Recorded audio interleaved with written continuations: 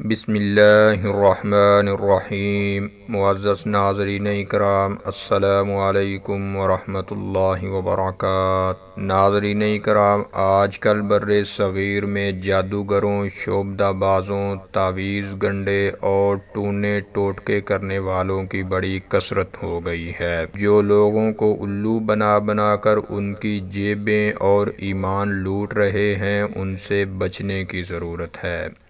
معزز ناظرین، اس ٹولے کو پہچاننا کوئی مشکل امر نہیں۔ آپ چند باتیں ذہن میں رکھیں اور جس کے بارے میں پتہ چلے کہ وہ ایسا کرتا ہے، اسے اسی دشمن ایمان گروہ کا فرد سمجھیں۔ پہلے نمبر پر کوئی بھی ایسا عمل جو مریض کی ماں یا ماں باپ دونوں کا اور مریض کا نام پوچھے۔ دوسرے نمبر پر مریض کی قمیض، رومال، نقاب یا کوئی دوسرا کپڑا طلب کرے۔ تیسرے نمبر پر کوئی ایسا جادو بڑبڑائے جو سمجھ میں نہ آتا ہو اور نہ ہی اس کا معنی پتہ چلتا ہو۔ چوتھے نمبر پر مختلف خانوں اور نقشوں پر مشتمل تعویذات وغیرہ دے، جن میں حروف، کلمات یا اعداد و ہندسے لکھے ہوتے ہیں۔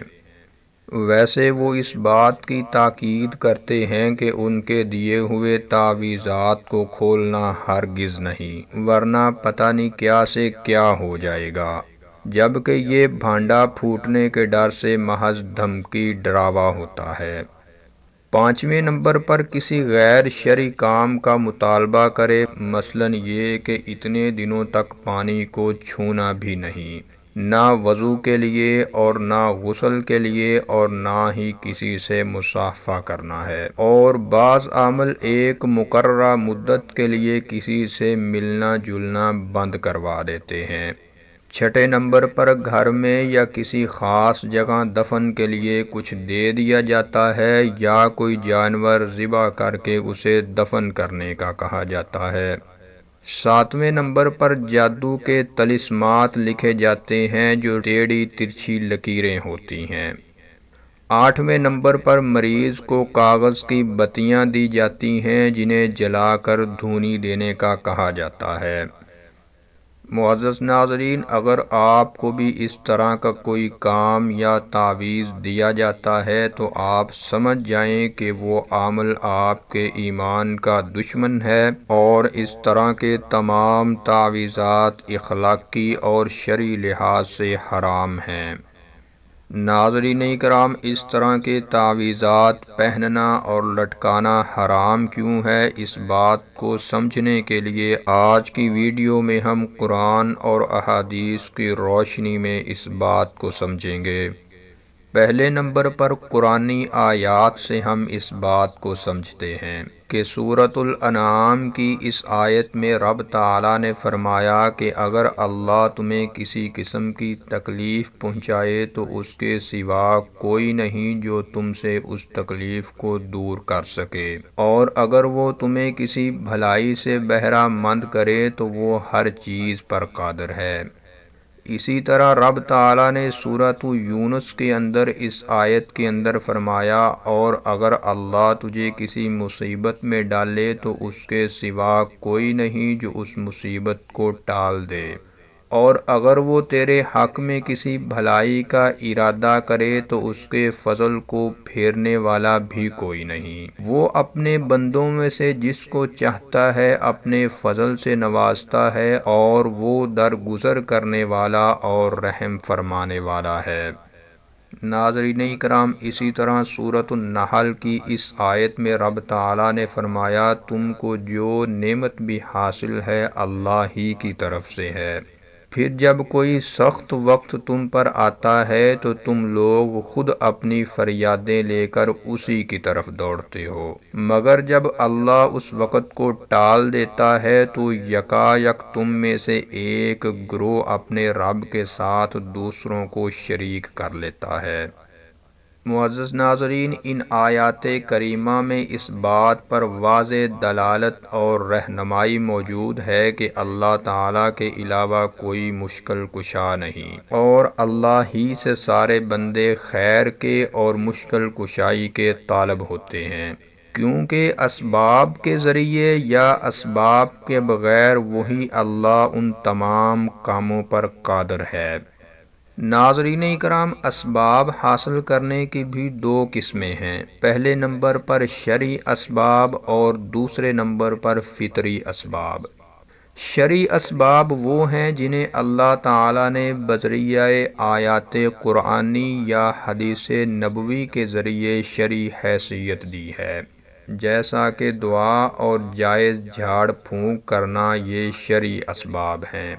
جن کا اثر اللہ تعالیٰ کے حکم سے ظاہر ہوتا ہے، خواہ بندہ خیر کا طالب ہو یا مشکل کشائی کا۔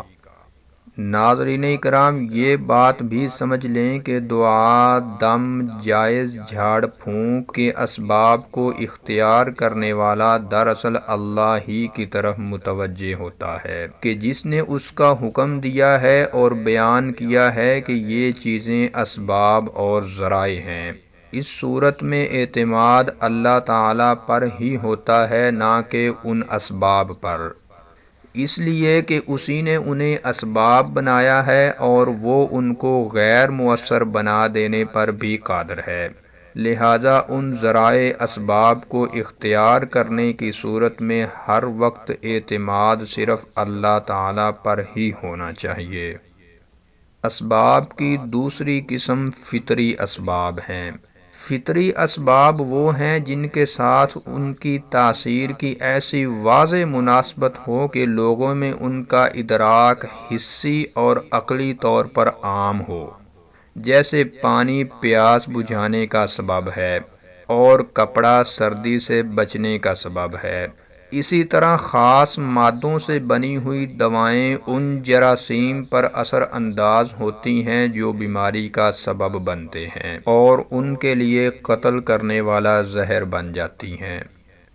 یہ فطری اسباب ہیں جن کو بروئے کار لانے کی اسلامی شریعت نے انسانوں کو ترغیب دلائی ہے، لہذا ان اسباب کا استعمال دراصل اللہ تعالیٰ ہی کی طرف رجوع کرنا ہے کہ جس نے ان اسباب میں یہ متعین خواص ودیت کیے ہیں اور وہ جب چاہے ان کو زائل کر دینے پر قادر ہے، جیسا کہ اس نے اس آگ سے جلانے کی خاصیت زائل کر دی جو سیدنا ابراہیم علیہ السلام کے لیے بھڑکائی گئی تھی۔ معزز ناظرین، رہا ان تعویذوں کا مسئلہ جو موتیوں، کاغذوں، دانوں پر مشتمل ہوں، ان میں کسی قسم کی تاثیر کا کوئی تصور نہیں، چنانچہ آپ خود غور کریں کہ ریٹھوں اور موتیوں کا بیماری دور کرنے یا ٹالنے سے کیا تعلق ہو سکتا ہے؟ یہ تو محض ایسے جمادات ہیں کہ جن کی کوئی تاثیر نہیں، اور نہ ہی اللہ تعالیٰ نے بیماریوں کے لیے انہیں شرعی سبب بنایا ہے،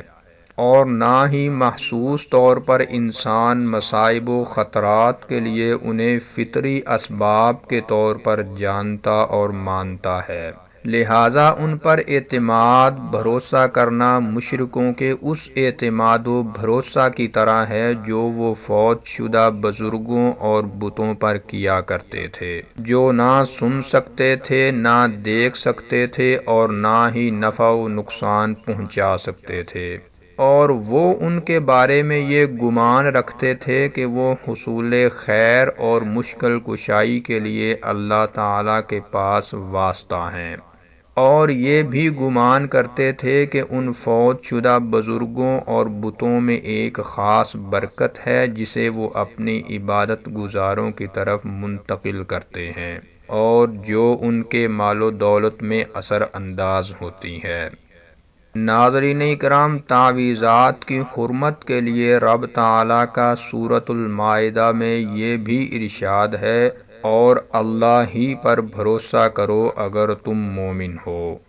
اسی طرح سورۃ یونس میں رب تعالیٰ نے فرمایا کہ موسیٰ علیہ السلام نے اپنی قوم سے کہا کہ اگر تم واقعی اللہ پر ایمان رکھتے ہو تو اس پر بھروسہ کرو اگر مسلمان ہو، یعنی توکل علی اللہ کو اسلام کی دلیل قرار دیا۔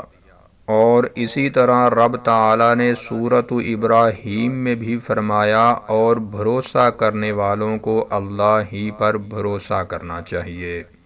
ناظرین اکرام، ان آیات میں مومنوں کی باقی دوسری صفات کی بجائے صفت ایمان کا ذکر اس بات کی دلیل ہے کہ اللہ تعالیٰ پر ایمان لانا اللہ پر توکل کرنے کا تقاضا کرتا ہے، اور توکل کی مضبوطی اور کمزوری ایمان کی مضبوطی اور کمزوری پر منحصر ہے، یعنی جس قدر بندے کا ایمان مضبوط ہوگا اسی قدر اس کا توکل علی اللہ بھی مضبوط ہوگا، اور جب ایمان کمزور ہوگا تو توکل علی اللہ بھی کمزور ہوگا۔ اس لیے کہ سورۃ الحج میں رب تعالیٰ کا ارشاد ہے، اور جو کوئی اللہ کے ساتھ کسی دوسرے کو شریک کرے تو گویا وہ آسمان سے گر گیا، اب یا تو اسے پرندے اچک لے جائیں گے یا ہوا اس کو ایسی جگہ لے جا کر پھینک دے گی جہاں اس کے چیتھڑے اڑ جائیں گے۔ تو ناظرین کرام، یہ تھا تعویذات کی حرمت کے لیے قرآنی آیات سے استدلال، اور اگر آپ احادیث نبوی سے بھی استدلال کی ویڈیو دیکھنا چاہتے ہیں تو کامنٹ باکس میں ضرور بتائیے گا۔ اس کے علاوہ اگر آپ جائز اور ناجائز تعویذ کیسے ہوتے ہیں کے متعلق ویڈیو دیکھنا چاہتے ہیں تو اوپر کراس کے بٹن پر کلک کر کے دیکھ سکتے ہیں۔ السلام علیکم ورحمۃ اللہ وبرکاتہ۔